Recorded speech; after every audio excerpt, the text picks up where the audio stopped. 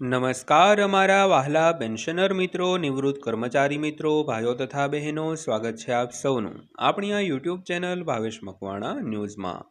તો પેન્શનર મિત્રો, આજે અષાઢી બીજનો પાવન પર્વ છે। તો અષાઢી બીજના આ પાવન પર્વના બધાને જય રામદેવ પીર। તો પેન્શનર મિત્રો, આજના વિડીયોમાં આપણે વાત કરવાના છીએ પેન્શનરો માટે જુલાઈથી વધનારા મોંઘવારી ભથ્થાને લઈને ચિત્ર એકદમ સ્પષ્ટ થઈ ગયું છે। તો જાણો કેટલો વધારો થશે। તો ખાસ કરીને આ મહિનાથી એટલે કે જુલાઈ મહિનાથી પેન્શનરોના અને સરકારી કર્મચારીઓના મોંઘવારી ભથ્થા અને મોંઘવારી રાહતમાં વધારો થતો હોય છે। તો આ વધારો કેટલો થશે તે માટેનું ચિત્ર એકદમ સ્પષ્ટ થઈ ગયું છે। તો જાણીએ આજના વિડીયોની અંદર કે કેટલો વધારો થશે। તો ખાસ કરીને આજના વિડીયોમાં અંત સુધી બન્યા રહેજો।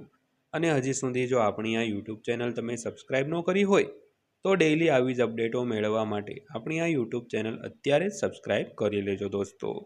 તો શરૂ કરીએ આજનો આ વિડીયો।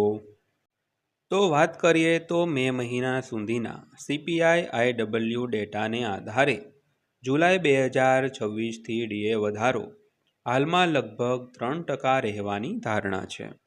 જોકે અંતિમ આંકડો આ મહિને જાહેર થનારા જૂન ઇન્ડેક્સ પર આધારિત રહેશે દોસ્તો।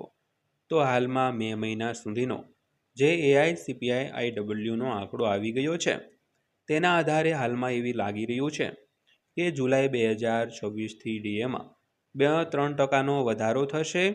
જોકે આ મહિનાના અંતમાં જે જૂન મહિનાનો ઇન્ડેક્સ આવે તે આવશે, પછી ચોક્કસ ખબર પડી જશે કે આગામી ડીએ વધારો કેટલા ટકાનો જાહેર થશે દોસ્તો।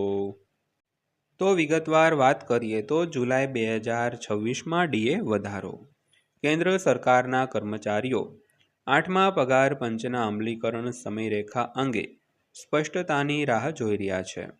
તો ત્યારે હવે ધ્યાન જુલાઈ 2026થી થનારા આગામી ડીએ સુધારા પર ધ્યાન કેન્દ્રિત થયું છે।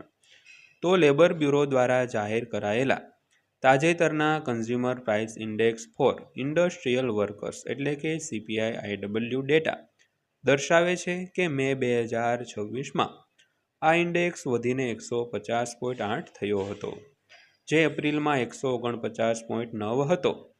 તો મે સુધીના ઉપલબ્ધ ફુગાવાના ડેટાને આધારે જુલાઈ 2026થી ડીએ વધારો હાલમાં લગભગ 3% રહેવાની ધારણા છે।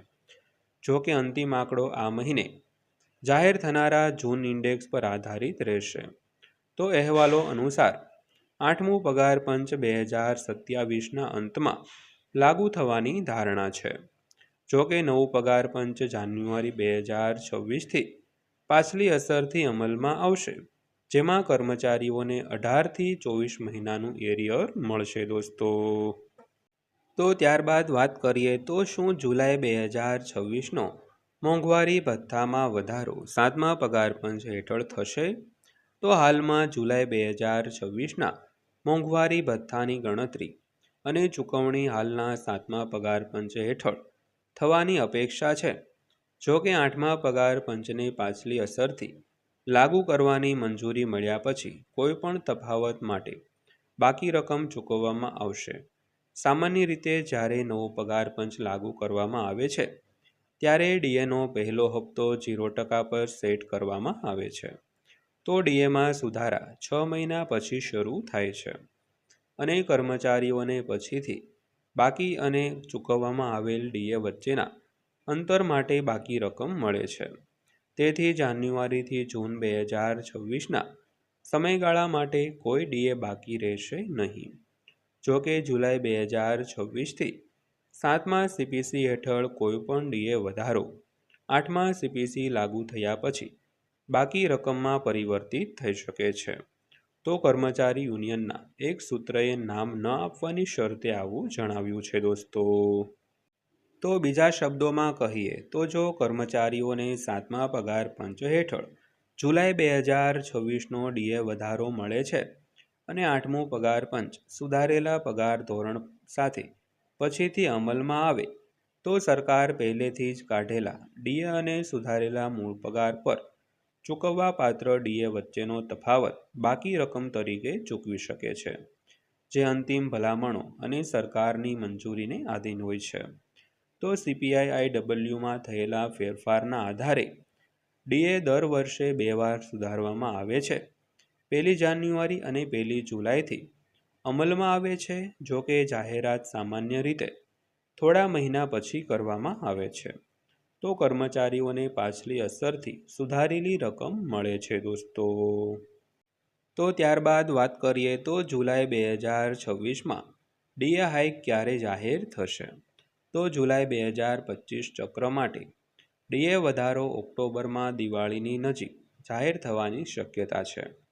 જો તે પણ 3% હોય તો 8મા પગાર પંચના અમલ પછી કેન્દ્ર સરકારના કર્મચારીઓને ડીએ અને ઉચ્ચ મૂળભૂત પગાર પર ચૂકવવામાં આવતા ડીએ વચ્ચેનો તફાવત મળવાની શક્યતા છે. જો કે સરકાર અમલીકરણ તારીખ, ફિટમેન્ટ ફેક્ટર, પે મેટ્રિક્સ અને ડીએ ટ્રાન્ઝિશન ફોર્મ્યુલાની જાહેરાત ન કરે ત્યાં સુધી કર્મચારીઓએ સ્પષ્ટતા માટે રાહ જોવી પડી શકે છે દોસ્તો. તો ત્યારબાદ વાત કરીએ તો જુલાઈ મહિનાના ડીએની ગણતરી કેવી રીતે કરવામાં આવે છે. તો જુલાઈ ડીએ સુધારો પાછલા 12 મહિનાના સરેરાશ CPI-IW ડેટા પર આધારિત હોય છે. તો મે 2026 ઇન્ડેક્સ હવે ઉપલબ્ધ હોવાથી અંતિમ ડીએ ગણતરી કરી શકાય તે પહેલાં ફક્ત જૂન 2026 CPI-IW વાંચન બાકી છે. તો હાલમાં ઉપલબ્ધ ડેટા સૂચવે છે કે કર્મચારીઓને ડીએમાં લગભગ 3%નો વધારો મળી શકે છે. પરંતુ જૂનના ફુગાવાના આંકડા જાહેર થયા પછી આ અંદાજ બદલાઈ શકે છે. તો કેન્દ્ર સરકારે છેલ્લે 1 જાન્યુઆરી 2026થી અમલમાં આવતા મોંઘવારી ભથ્થાને 58%થી વધારીને 60% કરવા માટે 2% ડીએ વધારાને મંજૂરી આપી હતી.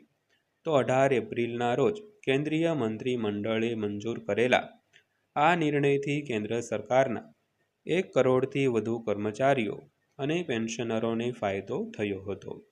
તો પેન્શનર મિત્રો, આ હતી આજની માહિતી પસંદ આવી હોય, વિડીયો સારો લાગ્યો હોય તો વિડીયોને એક લાઇક કરજો અને રોજે રોજ આવા જ વિડીયો જોવા માટે આપણી આ ચેનલ સબસ્ક્રાઈબ કરી લેજો. તો ફરીવાર પાછા મળીશું એક નવા વિડીયો સાથે, નવી માહિતી સાથે. ત્યાં સુધી સૌને જય હિન્દ, વંદે માતરમ.